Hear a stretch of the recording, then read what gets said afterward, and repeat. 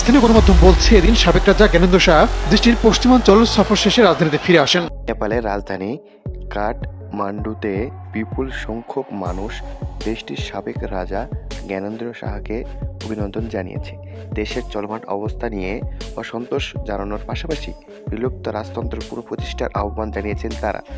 জ্ঞানেন্দ্র শাহ গতকাল রবিবার পশ্চিম অঞ্চলীয় নেপালের ভ্রমণ শেষ করে কাঠমান্ডুর ত্রিভুবন আন্তর্জাতিক বিমানবন্দরে পৌঁছান।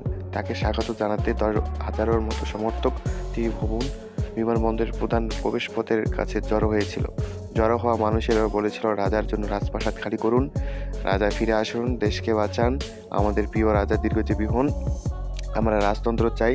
মানুষের ভিড়ের কারণে বিমানবন্দর থেকে এবং বিমানবন্দরগামী যাত্রীরা হেঁটে যেতে বাধ্য হন।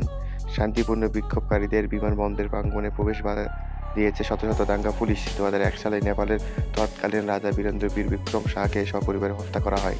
বড় ভাই বীরেন্দ্র নিহত হওয়ার পর ওই বছর রাজা হিসেবে জ্ঞানেন্দ্র অভিষেক হয়। বর্তমান 77 বছর বয়সী জ্ঞানেন্দ্র 2005 সাল পর্যন্ত রাষ্ট্রীয় সাংবিধানিক প্রধান হিসেবে দায়িত্ব নিয়োজিত ছিলেন। তখন থেকে তার নির্বাহী রাজনৈতিক ক্ষমতা ছিল না।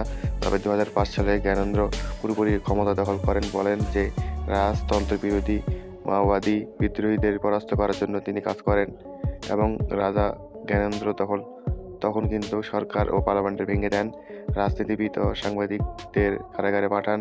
তিনি জরুরি অবস্থা ঘোষণা করেন এবং দেশ শাসনের কাজে সেনাবাহিনীকে ব্যবহার করেন এবং পদক্ষেপকে কেন্দ্র করে রাজা জ্ঞানেন্দ্রের বিরুদ্ধে ব্যাপক বিক্ষোভ হয়।